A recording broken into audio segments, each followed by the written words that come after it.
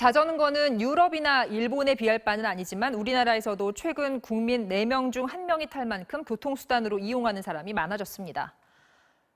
9월부터는 자전거를 탈 때 헬멧을 쓰지 않으면 불법입니다. 법이 바뀌었죠. 안전을 위해서라지만 과도한 규제라는 반발이 있습니다. 정진욱 기자가 취재했습니다. 횡단보도를 지나치는 자동차가 자전거와 충돌하고 뒤에서 오는 오토바이가 자전거를 덮치기도 합니다. 이렇게 사고가 났을 때 자전거 이용자가 헬멧을 안 쓰고 있으면 치명적일 수 있습니다. 최근 5년간 자전거 사고로 숨진 사람은 모두 1,340명.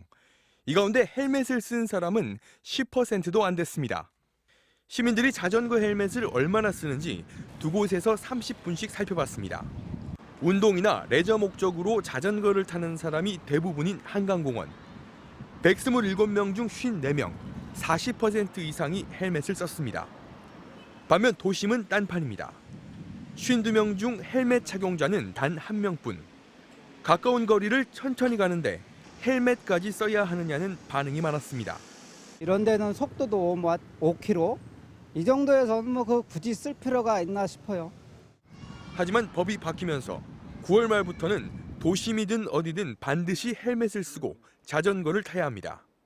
처벌 조항은 없지만 헬멧을 안 쓰고 가다가 사고라도 나면 불법 운행 책임으로 자전거 쪽 과실 비율이 커질 수 있습니다.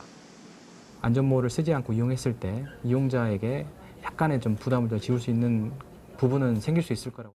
공공자전거를 운영하는 지자체도 곤혹스러운 상황입니다. 공공자전거 2만 대를 운영하는 서울시는 우선 여의도대여소 30곳에서 헬멧 500개를 무료로 빌려주는 시범 사업을 시작했습니다. 하지만 이 역시 해결책이 되긴 어렵습니다. 서울시가 빌려주는 헬멧을 쓰고 자전거를 타봤습니다. 불볕더위 때문인지 20분간 자전거를 탔는데도 이렇게 헬멧에 땀이 가득 묻었는데요. 이걸 그대로 반납해도 될지 고민스러울 정도입니다. 이른바 헬멧의 역설을 우려하는 목소리도 나옵니다. 헬멧을 의무화하면 자전거 이용자가 급감하면서 자전거 타는 환경이 열악해져 오히려 더 위험해진다는 겁니다. 이런 이유로 자전거 선진국으로 불리는 유럽 대부분 나라도 헬멧 착용을 권장할 뿐 강제하진 않습니다.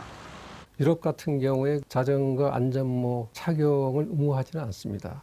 감소된다는 게 경험했던 이런. 전문가들은 헬멧 의무화도 좋지만 안전을 위해서라면 우선적으로 자전거 전용 도로부터 늘려야 한다고 지적합니다. MBC 뉴스 정준욱입니다.